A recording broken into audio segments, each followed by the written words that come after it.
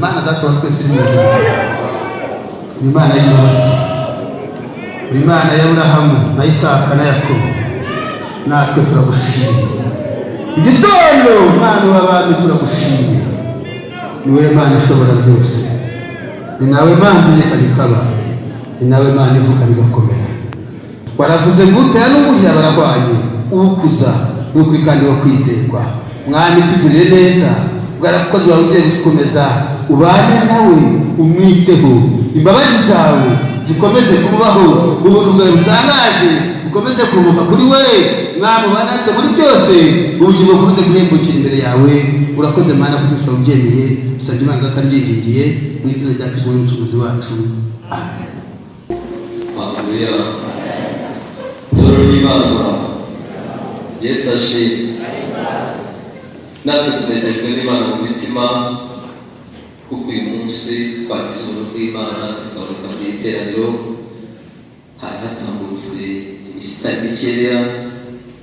Shima Imana n'ukuri yabaye mu ruhande rwacu twebwe twese. Umuntu wese ari mu rugendo ava ahava agiye iwawe cyangwa agiwe, ahorana ibyiringiro kandi akanezezwa n'uko nta rugendo bwabo ruvuna aho bakumbura kuzagera hazamukira. Rero nishimwe dusangiye twebwe twese, n'ubwo ibyo bigenda biba, ariko Umwami Imana aracyaduhagazeho, kuko kwe k'uburyo muracyaturinze. Ni nayo mpamvu ashyiraho amateraniro nk'aya yo guterana, abantu bakongera bakibukiranya, abantu bakongera bagakumbuzanya. Uwateshutse akabona ababika ibiganza bakamusengera, uwari umaze gucogora mu mutima akongera agahemburwa n'ijambo ry'Imana. Icyo kandi nacyo Umwuka w'Imana yavuze uburyo gukumbura guterana kwera. N'ukuri mu materaniro nta muntu yakwiriye, usibye iyo umuntu yaguye mu mutima akanacogora, akajya yumva hari kwegera mu nzu y'Imana byamunaniye. Ariko numva byaje mu mutima, uzacyaha ayo majwi urwanya ujya mu nzu y'Imana, kuko nta muntu ujya mu nzu y'Imana ngo atahe azi icyo Imana imuhaye. Mwigisha wawe ashobora gutambuka nta kibonye, korari kandi igomba nta kifashe umutima wawe. Yewe n'umwigisha wa kabiri agasoza, n'abihana bakiha, n'amatangazo bakayatanga, ariko mwagera hanze umuntu yakuramutse icyago kiba. Amina. Nta Imana ishobora kubura ikifashisha umuntu wabaye mu nzu yacu. Niyo mpamvu yo gukumbura guterana kwera ari iby'abakirisitu. Urwiteka mu bintu bigora umugenzi ujya mu ijuru, usibye n'umugenzi ujya mu ijuru no mu buzima busanzwe, kwibagirwa n'ikintu kibi.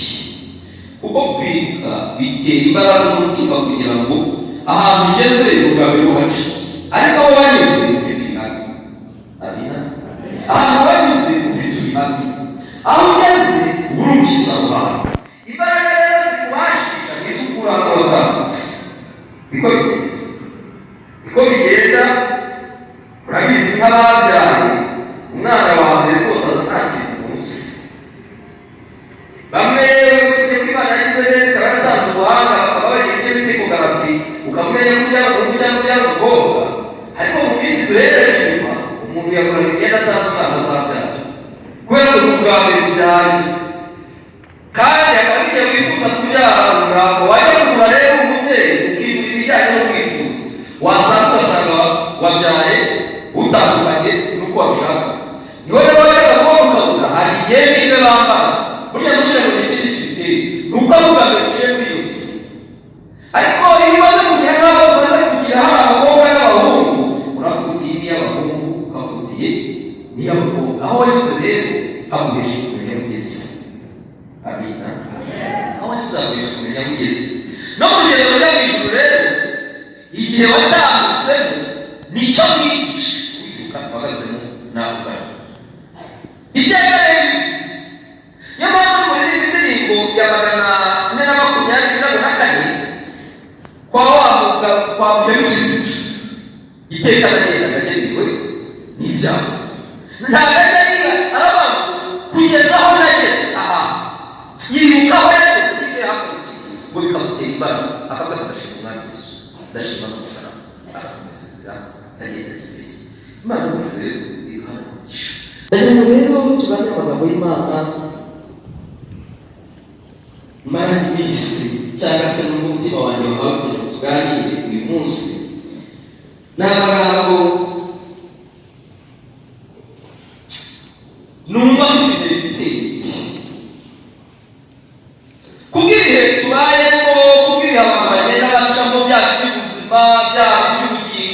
byanze ntabwo kuko ntabwo ushobora gutandukanya ubugingo n'ubuzima. Oya, kuko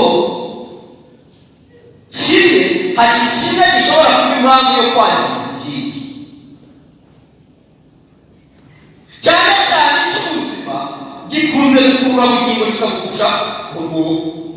Nubwo twaganira kuri aya magambo, umutima wanjye ufite intego yo kugira ngo tuganire yuko hari ibishoboye, hari n'iby'Imana ishoboye, hari ikituza n'Imana bizera. Kuko biravuga ngo idashobokeye abantu ku Mana irashoboka. Hari ibintu bigera bikageraho babishoboye, hari ibintu bidashoboye si uko bidashoboka ahubwo habusha Imana. Ibyo bidashoboye si uko bidashoboka ahubwo ari uko bitarahura n'ubishoboye kandi aho ushobora byose. Nayo nifuza ko tuganira tusobanura w'Imana mu butumwa bwiza bwa Kristo Yesu bwanditswe na Matayo mirongo itari myinshi ibice 25 cyose ku murongo wa 24-25. Tuhindure dusome mu butumwa bwiza bwa Kristo Yesu bwanditswe na Luka 18, naho tuze gusoma mirongo itari myinshi n'ibiri, tuze gusoreza nyine hirya y'isezerano rya kera kugira ngo tuganire aya magambo. Ndagira ngo kuba hari gusoma amagambo y'Imana. Ubutumwa bwiza bwa Kristo Yesu bwanditswe na Matayo ibice 25 murongo wa 14. Hari amagambo avuga ati, umugani w'abagaragu bahawe italanto. Bizaba yari baganize kuba bw'Imana Yesu. Bizaba nk'iby'umuntu wari ugiye kuzindukira mu kindi gihugu, ahamagara abagaragu basiga ibintu bye. Aho mu italanto 5, undi amuha 2, undi amuha 1, uko umuntu ashoboye azimuka. Bizaba nk'iby'umuntu wari ugiye kuzindukira mu kindi gihugu, ahamagara abagaragu be abasiga ibintu bye. Aho mu italanto 5, undi amuha 2, undi amuha 1, uko umuntu ashoboye azimuka. Muri Luka 18 mabwiza bwa Kristo Yesu bwanditswe na Luka 18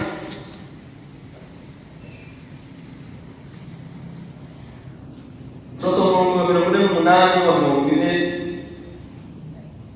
kiri kwa 50. Yesu akiza umugore azi umwana waraye kutwabaga. Murongo wa 48 rero w'icunani bya Luka. Yesu aramubwira ati, mwana wanjye, kwizera kwawe kurayikijije, genda amahoro. Nuko akivuga, haza umuntu umuye mu nzu ya wa mutware w'isinagogi ati, umukobwa wawe yapfuye, wikwirirwa umwigisha. Ariko Yesu abyumvise aramusubiza ati, witinya, izere gusa arakira. Asoma mu gitabo cya Samweli wa mbere naho mirongo mikeya kugira ngo twifashishe kugera ku ntego y'amagambo y'Imana, hanyuma tuganire. Samweli wa mbere, igitabo cya Samweli wa mbere naho turasoma ibice 8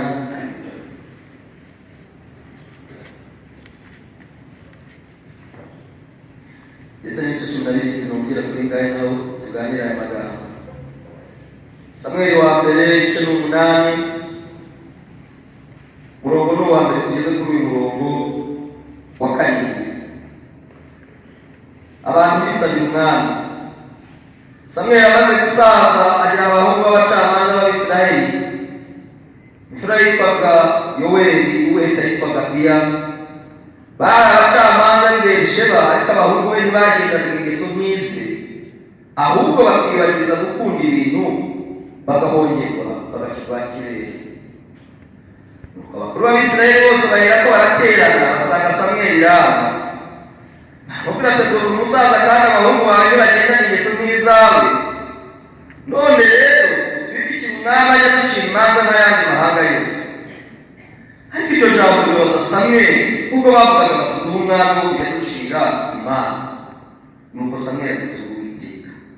Maze Uwiteka abwira Samweli ati emerera abantu ibyo bagusabye byose, kuko atari wowe bazi ahubwo ni jye bazi, ngo nabe umwami wabo. Hirya gato cumi na birindwi inkuru za Dawidi benshi murazizi. Ibice 12:33 aho muri Samweli wa mbere. Samweli asubiza Dawidi ati ntiwashobora gutera Umufilisitiya ngo umurwanye, kuko ukiri umusore w'umugenda kandi we n'umugabo wamenyereye kurwana uhereye umusore we. Dawidi asubiza Sawuli ati umugaragu wawe najyaniraga intama za data, iyo zaterwaga n'intare cyangwa idubu zigakura umwana w'intama mu mukumbi, narahukaga nkayikubita nkayiyambura mu kanwa kayo, yambumbukana nkayicakira akanganga, nkayimutagura nkayica. Nuko umugaragu wawe yishe intare n'idubu, uwo Mufilisitiya utakebwe azapfa nk'imwe muri zo, kuko yasuzuguye ingabo z'Imana ihoraho. Dawudi arongera avuga ati Uwiteka wandokoye mu nzara z'intare n'idubu azankiza no mu maboko y'uwo Mufilisitiya. Nuko Sawuli abwira Dawudi ati ngaho genda, Uwiteka abane nawe. Dusoreze mu rwandiko Pawulo yandikiye itorero ry'Abakorinto ba mbere ibice 10 tuganira amagambo kitari kinini. Rwandiko ukoze Imana Pawulo yandikiye itorero ry'Abakorinto rwa mbere ni ibice 10 umurongo wa mbere kugeza kuri wa 13. Bisirayeli batuye akabarore ko kuturinda gukora ibi. Bene data, sinshaka ko mutamenya yuko basogokuruza bose bari munsi ya cya gicu, kandi yuko bose baciye mu nyanja yigabanije, bose bakabatizwa muri icyo gicu no muri iyo nyanja gutegekwa na Mose. Bose bagasangira rya ryo kurya by'umwuka na rya ryo kunywa by'umwuka, kuko banywaga ku gitare cy'umwuka cyabakurikiraga, kandi icyo gitare cyari Kristo. Ariko benshi muri bo Imana ntiyabashimiye, nicyo cyatumye bahindukira mu butayu. Ariko ibyo byabaye rero kugira ngo bitubere akabarore, ngo tutifuza ibibi nk'uko babyifuje. Nuko rero ntimugasenge ibishushanyo nk'uko bamwe muri bo babisengaga, nk'uko byanditswe ngo abantu bicajwe no kurya no kunywa bakuzwa no gukina. Kandi ntimugasambane nk'uko bamwe muri bo basambanaga, bigatuma hapfa abantu inzovu 2,300 ku munsi umwe. Kandi ntimukagerageze umwami wacu nk'uko bamwe muri bo bamugeragezaga bakicwa n'inzoka. Ntimukibohote nk'uko bamwe muri bo bibohotse bakicwa n'umurimbuzi. Ibyo byababereyeho kutubera akabarore, kandi byandikiwe kuduhugura twebwe abasore bo n'imperuka y'ibihe. Nuko rero wibwira ko ahagaze yirinda atagwa. Nta kigeragezo kibageraho kitari gusangirwa, kandi Imana niyo kwizerwa, kuko itazabakundira kugerageza ibiruta ibyo gushobora, ahubwo hamwe n'ikibagerageza izabacira akazo, kugira ngo mubone uko mubasha kukihanganira. Yesu ashimwe. Haleluya. Kuki muzi cyatumye umwami Yesu arimo aganira iteraniro, hari amagambo ari muri Matayo avuga ngo umuntu wese uzabwira mwene se ngo ni igicucu bazamuhambiremo urusyo bamurohe mu nyanja. Kubera iki? Nuko burya nta muntu utagira ubwenge, ahubwo buri wese aba afite icyo yahawe n'Imana mu gihe cye. Nicyo cyatumye Yesu atubuza gutukana no gufata umuntu uko atari. Abafata n'uzabikora akabibwira mwene se bikamutera guhindura mwene se, uyu muntu bazamukubita urusyo ubwoba bakora inyanja. Yewe uzamubwira ko icyawe bazakora ingendo kuko atari uwo kwiganisha. Uti ntabwo tugamije tubwiye amagambo n'ukubera iki? Ahubwo mu bushobozi bw'umuntu uwo ari we wese no mu kwizera kwe bigira kugarukira. Biratubwira ngo buri wese ahabwa kwizera kwe, nta muntu ushobora gukora ikintu kirengeje kwizera kwera gushobora buri wese kwizera ko kugira aho kumugeza. Ibyo biteye iki? Bikunze kubyarira umutima intambara, ibyo utashoboye ukigaya cyangwa se ibyo washoboye ukagaya abandi. Kandi ikintu cyose gikoreka mu gihe cyacyo. Amen. Bivuga ngo imperuka n'Imana yayigiye kandi bijya yigeza nibizayikorekeramo bikarendana, ntacyo wahinduraho nta n'icyo wakongeraho bigomba kuba, ariko icyo biri gusaba. Amina. Icyo biri gusaba mwebwe abasohoreweho n'imperuka y'ibihe. Ibyo rero byatera umutima kurakara kuki Imana impaye kuvuka mu minsi y'urukiye, hari wibuka mu minsi ya mbere wari kubigenza gute? Hari ikibazo gukora, hari iminsi y'imperuka twenyine tuyisanzemo, hari iminsi y'imperuka naho kuba tuyisanzemo iratugenza uko ishaka, kuko hari ibyo mbere yatubwiye. Yatubwiye ngo kuko Imana ariyo kwizera, ntishobora gukundira umuntu kugerageza ibirengeje ibyo ashoboye, ariko Imana yabikora. Ntishobora gukundira umuntu ko ibimugerageza igihe agezemo kirenze ubushobozi bwe, ahubwo mu gihe urimo ufite ubushobozi bushoboye ibintu cyose urangaye, uko Mukaruti yarangaye. Mpamvu Mukaruti yarangaye nuko abandi bageze aho guhungira kandi bose basohokanye mu nta kindi bakoze. Kandi biratubwiye ngo hamwe n'ibyo bitugerageza Imana idushakanga kugira ngo tubashe kubyihanganisha. Abakora intoki ibibazo Imana yaganirizaga n'itorero Pawulo yajyanye ubutumwa bwiza mu gitabo cye cyakozwe n'intumwa. Bibiliya hatwereka ko ari ahantu yakoreye ubutumwa bwiza mu rugendo rwe rwa kabiri. Niho abantu bikora intoki babashije kubona ubutumwa bwiza, kandi aba bene data babonye ubutumwa bwiza biturutse ku Mana bitari mu mugambi wa Pawulo. Kuko usomye hejuru habanziriza, Pawulo yari yahamagawe ajya mu gace Bibiliya yita Kaziya, ariko ngo yenda kujyayo ngo nijoro arota umuntu w'i Makedoniya amubwira ngo dutabare dutabare dutabare. Rukabanije igitabo cy'ibyakozwe n'Abagabo, duhita tumenya ko umwuka w'Imana ashaka ko tujya Makedoniya. Rero cyari igice gitandukanye n'icyo bari bagiyemo. Ibyo ni byari bigiye, kuko iki gice cy'Ikorinto ni igice cy'Iburayi.Ikorinto za Ateni, ushobora yagiye Ikorinto avuye muri Ateni mu Bugiriki, ariko aho bari bagiye mbere cyari igice ubu ngubu kiri muri za Turukiya cya Aziya nguyu. Ngo babona ko n'abantu b'i Burayi Imana ibahamagarira agakiza, ngo arambuka bafite Makedoniya. Aca za Ateni, hamwe yasanze bya bigirwamana bya Buteme, aca n'ahandi, kuko urugendo rwa kabiri nibwo yajyanyemo na Sila, kuko urwa mbere rwo yari yarujyanyemo na Barinaba. Bajyanye rero bitaga Yohana wari mwene se wabo na Barinaba, ngo bageze aho bita Pamfiliya arabahana. Kubw'ibibazo byari bibaye by'umurimo, Yohana yisubira iwabo. Bavuye mu rugendo rwa mbere, Pawulo na Barinaba bagarutse mu Antiyokiya, basanga Yohana. Ngo Pawulo abwira Barinaba ngo twaje tukajyana gusura bene data twabwiriza ubutumwa bwiza, tukareba ko bagihagaze ku byo kwiza. Ngo Barinaba aramubwira ngo niki, ariko Barinaba yongera gushaka kujyana mwene se bitaga Yohana, ngo aroko abanyina wabo.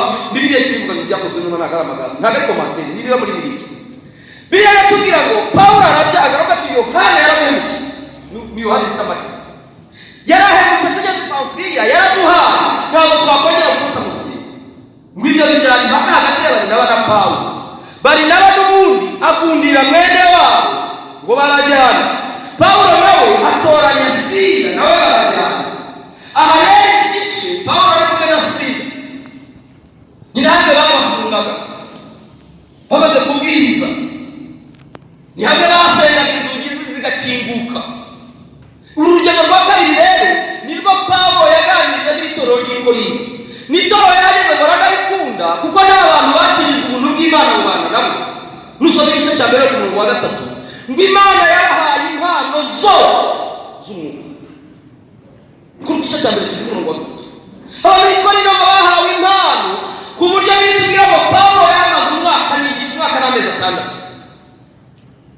N'abantu rero bagiye mu bihe byiza aramugisha agera igihe rero ahamagarira umurimo ajya kure. Urwandiko yarubandikiye bwa buntu bw'Imana yabasigiye barahinduriwe. Bya bintu by'Imana bahawe ibihe byarabahindutse bava mu gihe kibi cyo kuvangirwa, batangira gutekereza ukundi, batangira kugira impaka. Aho mu gice cya mbere murabizi, bamwe baba ba Pawulo, abandi baba ba Apolo, abandi baba ba Kefa, abandi baba ba Yesu. Pawulo akavuga ati ariko ibi byazanywe n'iki? Agerageza kubahugura nk'umwigisha wabo. Ageze no kuri iki gice cya 10, haravuga ati ibyo bintu murimo gukora hari abandi babikoze. Atangira kubaha ubuhamya bw'Abisirayeli. Haravuga ati Abisirayeli barabikoze, nubwo Imana yabagiriye neza, ariko baje kugera igihe nabo bagira ibintu nk'ibi, kandi ibyo bakoze ntabwo ineza Imana yabagiriye yakomeje kubihanganira. Bamwe barahindutse ahiga babwira amagambo twasoma. Hariho bamwe baritotombaga bikabagerekera guca, abandi bagendaga guca ni amagambo twasoma Isaya kuyasubiramo. Haravuga ati Abisirayeli byababayeho ibi bintu mukina nabyo ntabwo ari ibyo gukina. Ageze no ku murongo wa 11 haravuga ati kandi ntugire Imana ibyo bintu bakoze yarabyibagiwe, ahubwo yarabyandikishije kugira ngo bitubere akabarore twebwe abasoreho n'imperuka y'ibihe. Birashaka kuvuga ngo byari byoroshye mu gihe cyabo, twebwe ubu ni ukwitonda. Amina. Niyo byarabagendekeye imperuka itaraza, twebwe tukaba dusoreho nayo. Biravuga ngo aho bateraga santimetero 30, twebwe tuzajya tugira ikirenge ku kindi nk'abana bakinnye biyi. Bakavuga utariko ibi bintu wateza ikirenge ku kindi kuko bo byari byemewe, ariko ngo nabo barangabari. Hageze ku murongo wa 13 haravuga wa 12 haravuga ngo kandi n'uhagaze yirinde atagwa. Mu yandi magambo ni ukuvuga ngo ntitwiringire, ahubwo twiringire Imana. Nta muntu wiringira ngo yumva hari icyo ashobora, ngo harumva hari icyo yashobora, ahubwo kuko n'ubona uyu munsi ari ukuri rero yabona ko atameze uko yashaka, kuko naba niko bari bameze. Ariko ageze ku murongo wa 13 rero nagendereye aravuga ngo ukuri Imana ni kwizerwa. Amen. Iryo jambo nashize kutuganira. Imana yo kwizerwa. Imana yo kwizerwa. Imana ni yo kwizerwa. Kubera iki Imana ari yo kwizerwa? Ngatse kuri yange y'amagambo twasomye mu cya 25 igitabo cya Matayo. Yesu yarimo aganira iby'ubwami bw'Imana, yarimo akura ibirenge mu isi, yarimo agenda hejuru y'amagambo y'abakobwa 10 yagendaga ababwira atangiye kubaganiriza ubwami bw'Imana. Hageze no ku murongo ku murongo wa 14 atangira kugaragaza buryo ki abantu bahawe itarano. Haba hari umwami wari ugiye kwiba, asigira abagaragu barabahamagara avuga ati rero mfite ubutunzi ntifuza gupapana kwabo, kandi mbona muri abiri reka mubahe muzaburi. Barabahamagara, biratubwiye ngo umwe amuha itarano 5, undi amuha itarano 2, undi amuha 1. Ariko naciye umurongo w'amagendereye ngo buri wese uko agize uko ashoboye, buri wese amuha uko agize uko ashoboye. Niyo mpamvu habaye ikibazo mwamagaruza. Biratubwira ngo yarabazi mu bushobozi bwabo. Amina. Ngo shebuja arareba asanga n'ibyo ashoboye, umwe amuhesha, undi amuha 2, undi amuha 1. Nusoma Bibiliya ntacyo babwiye cyo kuzikoresha. Oya, nayo mpamvu wa nyuma yayibitse ntacyo shebuja yari yababwiye cyo kuzikoresha, ariko hari ikintu shebuja yari abazi buri wese yari azi ubushobozi bwe. Wari igihe kandi nzara we shanu rero ngo yarazifashe akora icyo bita kuzigenza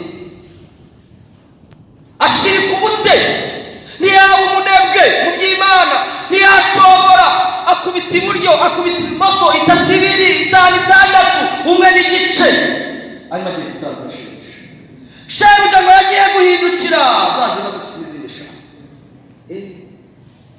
uwegiri nawe ngo mukoye nta n'ubwo avuganye n'umwe buri wese yaciye ukwe aravuga ati data rushinzwe yambaye sindi kugipapanye data rushinzwe yambaye sindi kugipapanye ngo agikora uko agomba kugikora shebuja nawe yagiye kugaruka ebyiri zarabyaye zibiri uwimwe rero we yaravuze atarara ibi bintu databuja nabikomakoma bikazangirika byamara kwangirika databuja yazaza hagasanga byarangiritse ko ntabura amaso we Bibiliya tubwira ngo arayitaho igihe rero nacyo kiraza kiza rero sebuja ngo araza hasi aho ntasoma amaze kuhagera n'abagaragu baraza kumwakira ngo batangira kumubwira uko byagenze n'amagambo afashe umutima wawe ngo we shanu yaraje arabwira ngo databuja itabaza wambaye narazikengeje eshanu wambaye nazibyankije n'izindi eshanu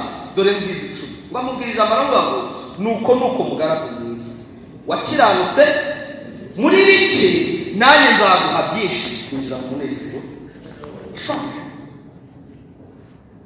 wegenda warayibuka haraza ati databuja wambaye narazigende nazivuye mizindagiri nawe amubwira amagambo nk'ayo wambere amubwira ngo wakiranutse muri bike urumva abasare bageze aho izo yazanye se ahubwo aricyo shebuja yari abazi kandi bari bakoze icyo bagombaga gukora aravuga ati njira mu mugabane munezero washoboje uw'imbere rero rwaraza aravuga ati ibyaha narinzi ko bibaho utasarura utabishye narinzi ko ubundi ko utagosoye nanze kwiteranira irebe uko wayimpaye niko isa uko wayimpaye niko biri ngo shebuja aramubwira ngo wamugaragu muri ko wari uzi ko iyo mico gifite iyo ubiha abagenza nazaza bakabigeza bakampana nyine aravuga ngo uyu mwaka muyo ufite 10 baravuga ati kare aravuga ati ntayo kuko ufite azogerwa udafite azakora icyo yibwiraga ko afite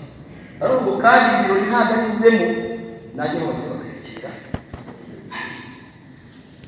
basi uyu se yagize ko ubushobozi afite atabukoresheje kandi uwo umuhaye arabuzi ko butarenga mu bwawe ntabwo ari guhomba muri iki ariko umuntu aba mu bintu byo mu Mana ugashaka kubigenza uko ntabwo ushobora kurenga ubushobozi ufite bishoboka Yesu rero ngo arabaha buri wese amuha agize ikibazo umutima wanjye nuko ibyo ushoboye utabikora hari ibyo ushoboye Yesu yaguhaye kubera iki ushoboye byakunaniye kuko iminsi 3 yarakunaniye Yesu nawe yaguhaye ikibazo cyane umeze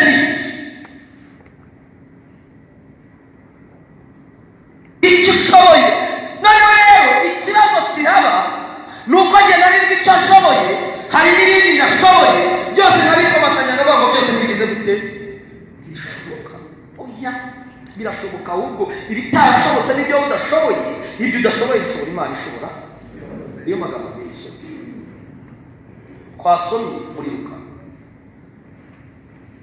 ivuga bita yayiro biratubwira ngo niyo sinagogi yagira ku mwana w'imyaka 10 n'uko ukineye mu yandi magambo ntawe umukurikira nta n'umuheruka nta muzaza kumukurikira yari w'amaso ahandi aho yari wagira ibiro by'umuryango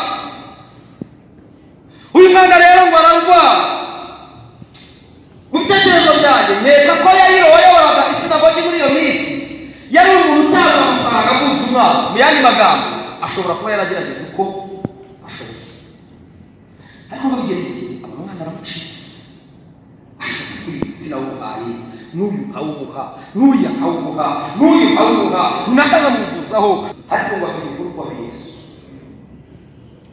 aravuga ati asigaye umwami Yesu ugiye kumureba iyo usomye Bibiliya ntabwo Yesu yari mu gace kamwe na yari iki waragenda rero ajya kumureba. Nusoma aya magambo ngo yaragiye aramubwira ngo mwangishe umukobwa wanjye ararwaye waza ukamukiza. Wese aramubwira ngo yaje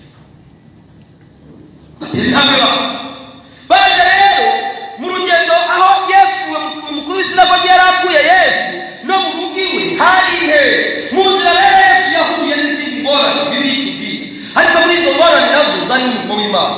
Icya mbere cyahabaye ngo yagize abantu benshi bakurikira Yesu ngo bigeza n'igihe bamubyiga, ariko muri uku kubyiga Yesu ngo hari undi mugore wari ufite icyaga amara imyaka 12 nawe ngo wamarishije iby'abavuzi, aravuga ati nta n'undi muntu usigaye, ibi bidashoboka Yesu usigaye. Nawe ngo aragenda akora ku nshuro z'umwana ati kuvugana na Yesu ntibishoboye, kumwibwira si ubona umwana ibyo ni binani, ariko icyaba agakora no ku nshuro z'umwana ndumva hari icyaba. Ni ukuri ngo yasase ukuboko akora ku nshuro z'umwambaro wa Yesu, imbaraga imanuka muri Yesu. Yesu ahita afunga kuko aravuga ati nkubuze, aravuga bati aravuga ati umuntu nkozeho n'ikimenyetso cy'ukuntu nkozeho ndacyumvise kuko imbaraga ivuye muri jyewe. Ngo abaranganya b'amaso ngo abura no mu bivu. Ndetse aravuga ati rero mwigisha reka ibi komeza twigende, urugendo cy'abaye komeza twigendera. Abantu bari baravuga atoya ubwo zatandukanye n'abandi, biratubwiye uyu mudamu abona ntacyo yahishwa, baramwegera mu kubitira biratubwira ngo amubwira byose. Niwo murongo rero ndatangiye ko 48 ngo Yesu ahita amubwira ngo mwana wanjye kwizera kwawe kurakije. Amubwira uko ibintu abantu barimaranye, amubwira abagenzi abavuzi yagiyemo, amubwira ibyo yakoze mu bushobozi bwe bwose. Aravuga ati cyari gisigaye rero ni wowe wagusigaye. Yesu aramubwira ati icyo wakoze nacyo igikoretse nicyo gikoze, genda kwizera kwawe kurakije. Ubwo rero ngo Yesu akomeza ajya kwa Yakobo. Mujye musoma Bibiliya neza, Mwuka w'Imana nawe yandikishije ngo yabaye akinze iryo jambo hayitaze kwivuye kwa Yakobo, iza yiruka yaje imubwira ijambo riri ryabaje umutima wanjye n'ijambo ngo aramubwira ngo niki gitumye urushye mwigisha mwiyabaga ibi turimo bireke dutangiye paje yarumva kwa Yesu nahagera gukora iki, yumvise biri mu kinege, yumvise biri mugoye. Iyo uvugana n'umuntu umurebaga hari igihe ahinduka ukabona. Amen. Hari igihe umuntu iyo murebaga ugira uko umureba. Uyu mugabo rero Yesu yarengeye yuko haguye n'ukuntu yateye intambwe, amubwira ijambo ariko arashaka kubabwira, aramubwira ngo biti ize mwaki. Amen.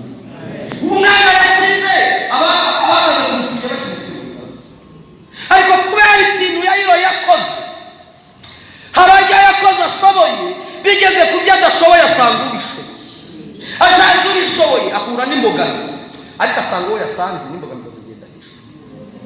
Aramubwira ati wowe icyo wari ufite ni ukwizera gukomeza. Amen. Ukomeze, komeza kwizera kuko niba bidashoboka udashoboye atagize n'undi ubishoboye ku Mana bize gute birashoboka. Dusoza rero niyo magambo twaganiriye yo muri Samweli. Hari umuntu abadashoboye ariko bishoboye. Reka mbere ko umuntu ashoboye kandi ibyo ushoboye birashoboka. Mucyo tunabiri dore kurongo 34 bari bamaze kugeza Dawudi imbere ya Sawuli, bari bari mu rugamba bamaze n'iminsi 40. Uwo bita Goliyati yababereye igihanga, ngo Abisirayeli basigaye bihisha n'umwami Sawuli yihisha, ngo kugeza igihe Sawuli yavuze ngo ariko mwabasirikare habuze uwiyongeramo imbaraga ngo arwane n'uyu Mufilisitiya akureho Isirayeli igitutsi zamushyira ubwoko. Ntari n'intwaro umwami yasabaga no gutabara n'Imana. Abasirikare bareba Goliyati bati umukobwa uzamwijyana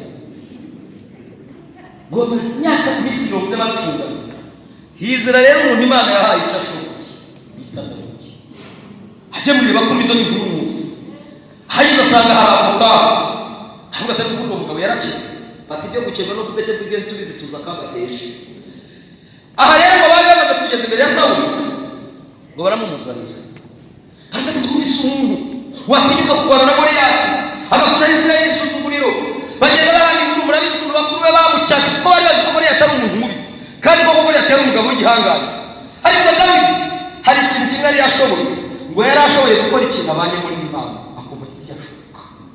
Ibi gushoboye muri wowe biba byoroshye kuko imbaraga biratubwiye ngo buri wese kuko agize ashoboye ibintu ushoboye ufite imbaraga zawe keretse warangaye.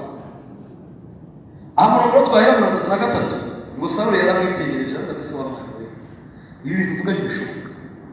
Uyu mugabo ushaka kurwana nawe n'umugabo w'igipare n'umugabo umenyereye intambara, wowe umwana w'umusore w'imigere ibintu uvuga ntibishoboka. Niba yavuga ati uko muri ibyo uvuga urarota Dawidi aravuga ati umugabo ko asuzuguye ngo arahindukira amubwira ati reka kwibwira byari nazo mbabwira ngo aho watambutse imbaraga zamugiye kugira hati rero yewe ubundi sindi umusirikare byumbwira bya Goliath yuko ari umugabo umenyereye intambara, sindi umusirikare sinigeze ndwana, ariko hari ikintu kimwe nshoboye nta muntu nta gidu igirenganya umwana w'intambara y'umusirikare kuko izo ni byose bavuze nta intare igira umwana w'intambara mpari. Ahubwo ati rero reka mvuga iyo turi hagutse bigasingira umwana w'intambara wa data sinshobora kujya kubwira data ngo zari 30-29 nizo ncyuye imwe yayiri oya rwana n'indu nkayikura mu kanwa ariko nishidubu nkishintare ntizutanze kuko ntabwo yapfanye n'imuriro Dawidi ntabwo yarazi kumisha ahubwo yari afite imbaraga zikora iby'Imana ishaka imbaraga zizagati Salomo ati wishidubu ndati cyane wishina ndati namutshakiye yego bishobora amina nabishoboye kuko imbaraga za Dawidi zarashoboye. Hari ibibona byo gushobora kandi cyangwa ndarangiza buri cyakiza cyaha giterwa no kudakora ibyo ushoboye nyuma yo kujya cyaha kubera iki kandi Imana biratubwiye ngo Imana niyo kwizerwa ntishobora gukundira umuntu uko agerageza ibirengeje ibyo ashoboye kandi hamwe n'itugerageza igiducira ntabwo muzi kuza umukambwe Aburahamu yazazana ry'umwana kandi ikiguzi cyo kubona umwana kwa rukwizi kandi ko Aburahamu yari agufite na n'impamvu niyo mpamvu yitwa sekuruza wabize. Ariko cyane twasomye gusohorerwaho n'igihe Aburahamu yasohoreweho n'igihe kwizera kwe kugira ikivanye ariko mbabaye kunesha kuko Imana yari ibizi ko Aburahamu ashoboye irababwira ngo uzamuha umwana. Abahama aragenda komangira imyaka igera muri 70 ingahe umukecuru warasaza iby'ibintu yarabibona iby'umugisha yarabibona buri kimwe cyose mu by'Imana yamubwiye ngo hari hasigaye umwana wo kubijya no kubigenza. Yakwicana n'umukecuru we Sara bajya kubona bakabona imineke yahi iri biraribwa n'abakwa Yesu. Sara akavuga ati Imana duha umucuru wo kumaziki bakama amata inshushi ya mbere kumabana bo bareze Sara akabatsuwa amata ntabizi nta muntu ujya makuru abiri umuntu wese akikure baje kugera mu 15 Abrahamu na Sara baranama baramutse rero Imana irabibona ko Abrahamu yamutse kandi byamunamuye bigishoboka ngiramusura mwijoro izanira mbere ngo Abrahamu nahari kuko ari ko roba Satani bakwiti ngware gukabwira Imana ngo atumisha mutse uzurumva muzanira kutama y'abantu nzara asha cyeciro rasha ibibara biruha serieze witabasi suzabijyanye Imana iramubwira ati ntagereze nazara kubyanga ukomoka muri kintu kwawe nuzara kubyanga Abrahamu Imana Abrahamu ntaje bisereze biramusohora hanyeshe ndamuteje sibari warazibara uraho yavuye yageze umujyana we ratuye hafi y'umucanga abango mubari arabubara uraho yavuye yageze biratubwira ngo Abrahamu yizerwa icyo yaranyazwe yaragifite. Amina. Abrahamu yarafite kwizera kandi Imana yari irize ko kwizera kwa Abrahamu kuzasohoza umurimo niyo mpamvu yitwa sekuruza wabize. Ariko Sara babanaga mu rugendo ntabwo kwizera yari impano ya Sara yari kandi katubwira ngo itaboneka n'ibyo giteka cyose icyo gikaba kirenga bigiye imbere rero ku 16 Sara aganiriza umusaza ndetse Aburahamu ati ko mbona wowe wakomeye kandi ugiye wibutse ndabona ko Imana yasubiye kandi numva imbaraga zishoboye mbirimo wese arabaze mbirimo ushingiye arabashingiye ukuntu Imana yambwiye icyera kimwe kirasohora n'icyera kimwe kirasohora n'icyera kimwe kirasohora n'iki kizasohora kandi kizaba no kwishyura ntuzana ziri muzee hari kuvuga ukabutariza amakuru no muri tureba ndati uno rukundi ndati ndakubona abagore akora mu mutwe badari ikibazo bari ikibazo sana abiyatoya hadwari bi bino twikweye ite ariko ati rero Eliyezeri kuzarirjana n'umutima wanjye n'ubinezerewe abana bari kuri twagenda sana ihangane ukimana wewe ariko ati ufite icyo gukora ufite Hagari mwenye gutakaza nimba kwereka ukuntu nari bw'ishobora gukora icyaha bakubaka ufite Hagari mwenye gutakaza umujunyuba wamushinga kabyanga kwimana kazaza cyanze bikunze igice cy'Imana yaduhaye bitaduhaye tukakiyora ariko icyo yaduhaye tuzagihereze mu Damasiko tutirize tunababutirize Imana zozo nyaje imbaraga yakize ahubwo yishikanyaho Sara ukajya kurambagiza arangije kurambagiza za nuwarambagije asohoka mu cyumba cyinjiza n'umugore we Aburahamu imbaraga icyo yarashoye cyamunaniye arimo akoresha ubuhake ku Mana kuko umunezero washaka kukwinjiramo kwa rutari byatakorera neza Hagari nawe yari mu gicuku Hagari nawe arazarongora Aburahamu nawe ararongora Sara mu muranga abagira bukwe abakira kitu cyose Hagari rero babaza gusama murabizi ngo yasomye na yambere iramugora niba yakikaza kurinda n'umuja atanya kugeshaka ko bikasambi noneho Hagari na Sara umwe yari muri nakanyuguso umwe yari muri nakanyuguso rwa rugo rwari rufite umutekano ikibazo gituse kubera ko babuze ibyo tangana uko cyane hirya cyane mu rugo habaye urungano noneho uko Sara agenda Hagari nawe yakwiyumva mu mubiri akumva ntibishoboka wabuja wajya kumwubaha atangira kugira gute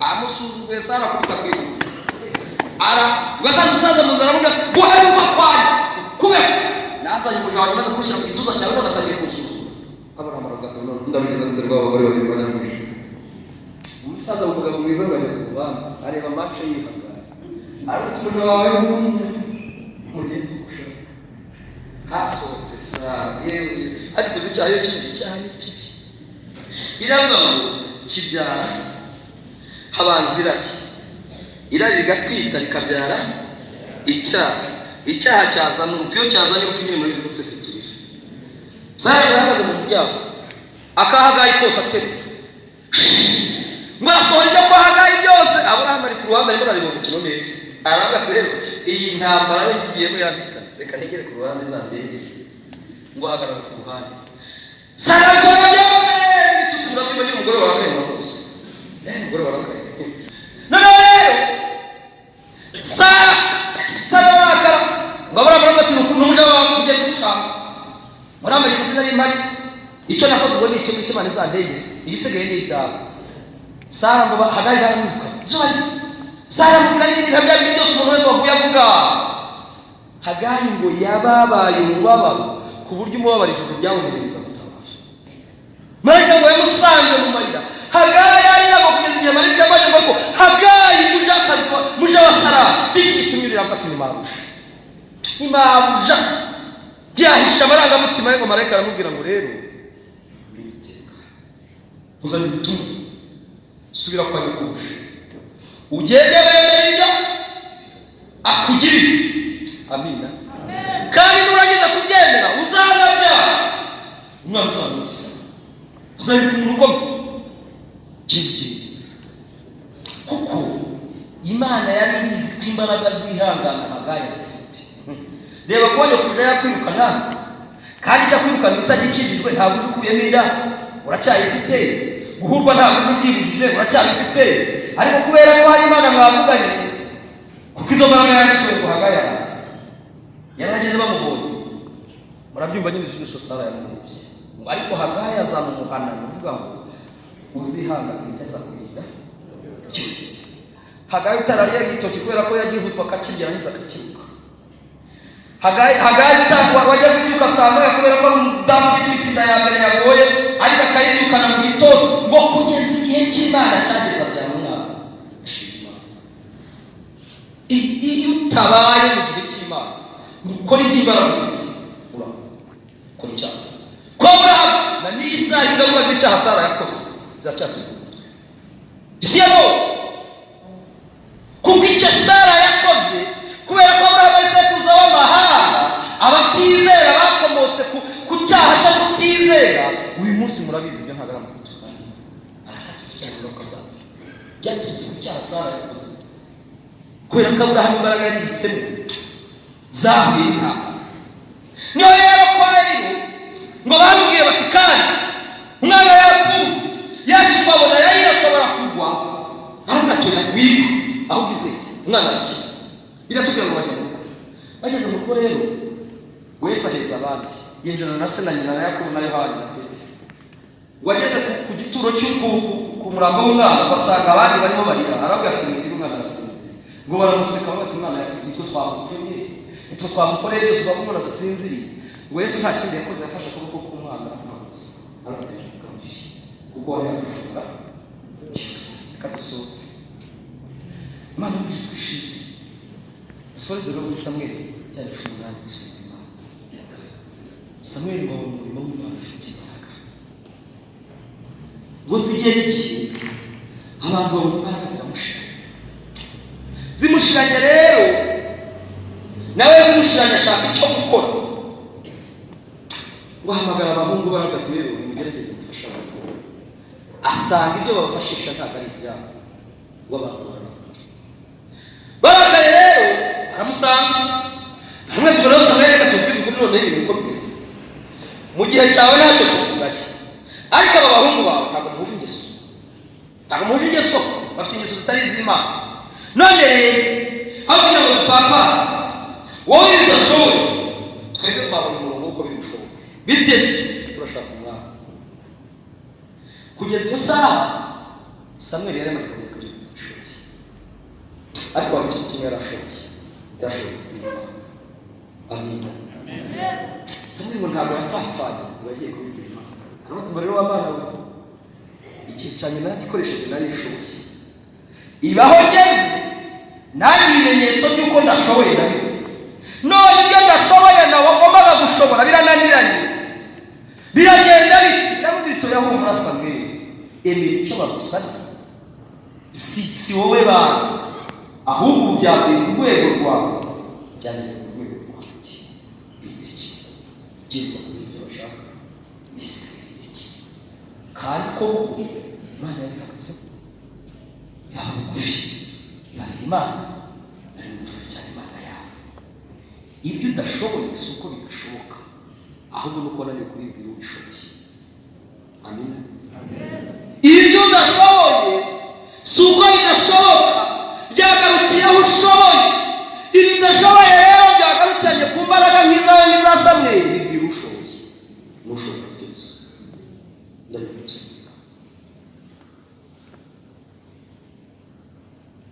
Kuko cyaha Hagayi Sara yakoze aho kugarukira kwizera Imana gusohoza iby'Imana yavuze byari iby'Imana.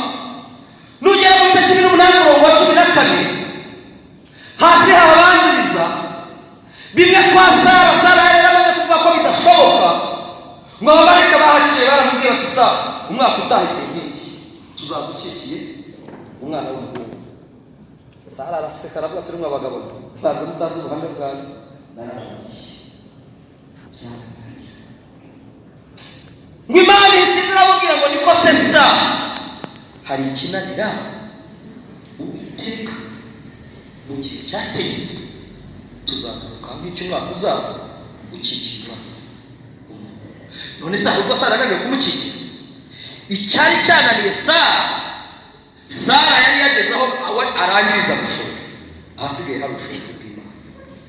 Iyo rero ubushobozi bwanjye burangiye, ubusigaye ni ubw'Imana. Dusenga rero ndagira ngo dusenge muri ubu buryo. Hari ibintu ushoboye gukora, kwiza ubusa byari ibyawe, ibyo nta Imana izaza kubikurira. Izaza gukora niba byakunaniye, hagarara kigabo. Nudasenga uzagira gute?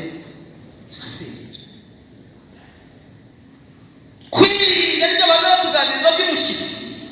Imana yari kubishoboye. Yari gushobora kwihanganira umugabo w'umupagani mukaba mukabyarana kugeza igihe umwana w'imfura uzatuma umugabo abona agakiza.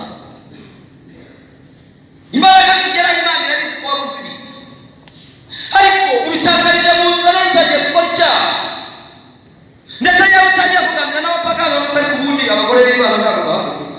Amina. Hari ibintu ushoboye ufite ubusaba, nta Imana ishobora kukwikoreza ibyo utagize gute ibidashoboye. Buri wese bamuhita abantu bagira ngo usenga Imana. Ni iki waba ushoboye utashoboye uyu munsi Imana ikumukire? Iki udashoboye nta Imana ikikoze. Bishoboka ntabwo bishoboka. Ariko so gusura abantu nabyo ni Imana izaza kubitegeka. Gusengera bene so nabyo ni Imana izaza kubitegeka. Kwihangana se ntuyibe ukajya ariko Imana iguha icyo kugira ngo nabyo Imana izaza kubitegeka. Ariko hari ibyaha biterwa no kubona nikumira imbaraga z'Imana. Buri wese Imana icyo ashoboye gukora. Noneho rero aho ibihe tugeze, buri wese agenda afite iminsi y'imperuka, kandi koko buri wese yatubwiye ngo twebwe abasohoreweho n'imperuka.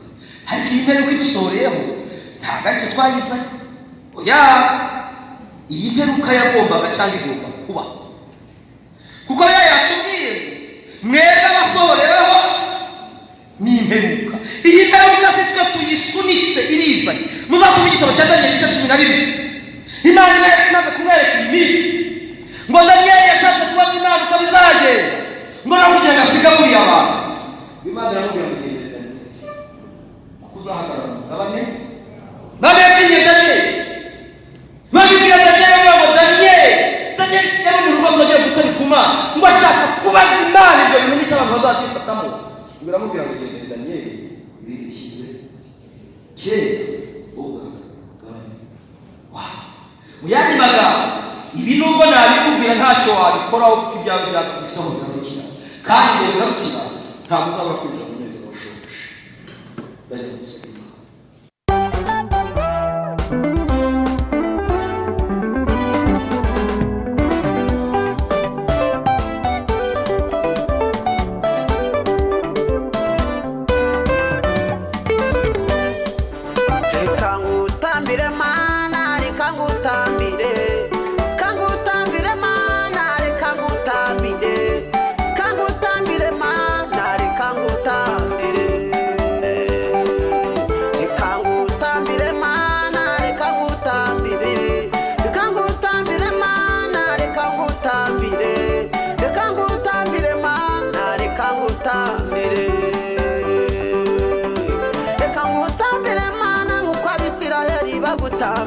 Bari hakurya y'inyanja bibutse imbaraga zawe. Reka ngutambire Mana nk'uko Dawidi yagutambiye. Ibyawe bimurenze arambura amaboko arashima. Shimwa shimwa nyagushimwa, Mana yera yo gushimwa. Shimwa nyir'ibiremwa, cyubahiro uragikwiriye. Imirimo yawe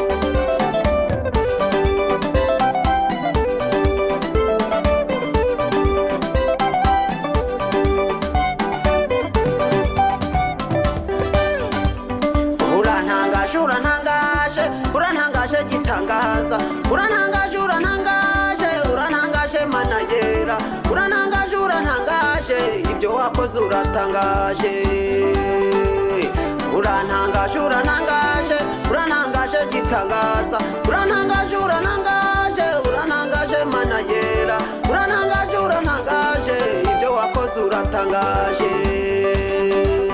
Itorero ryawe erega ntitwabiceceka, ibyo wadukoreye byose tuzahora tukwamamaza, kusi kusi ikasi kasi burasirazuba naho rirengera, ibyo wadukoreye mana tuzahora tukwamamaza.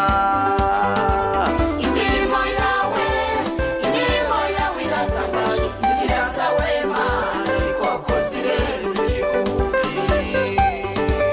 Imirimo yawe iratangaje, inzira zawe mana koko zirenze igihumbi.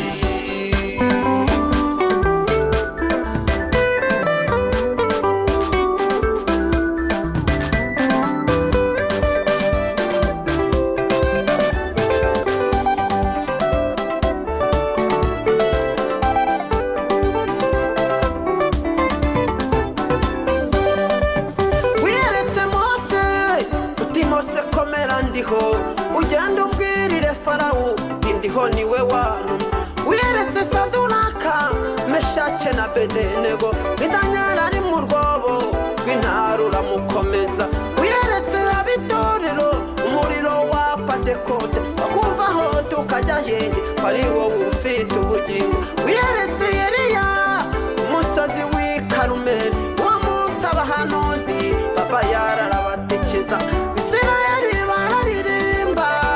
bararirimba, Isirayeli bararirimba, Isirayeli barahimbaza, Isirayeli baranezerwa. Uwiteka niwe mana, Uwiteka niwe mana, Uwiteka niwe mana, manura imana nyamana.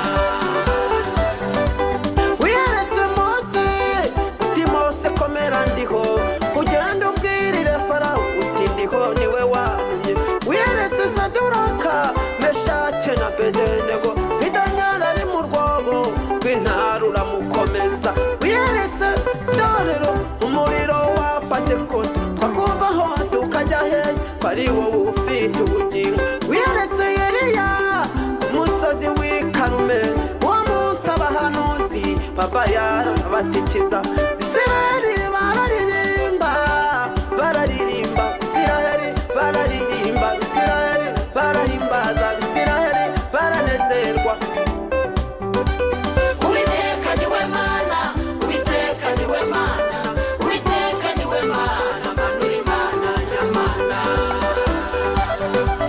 Uwiteka niwe mana, Uwiteka niwe mana, Uwiteka niwe mana, manura imana nyamana.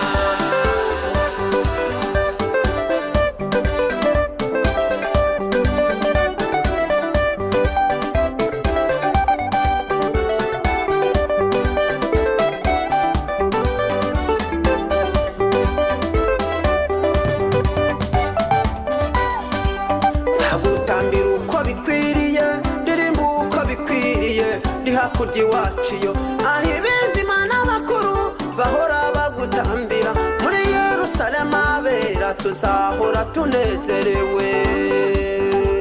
Nzagutambira uko bikwiriye, ndirimba uko bikwiriye, ndi hakurya iwacu iyo aho ibizima n'abakuru bahora bagutambira, muri Yerusalemu abera tuzahora tunezerewe.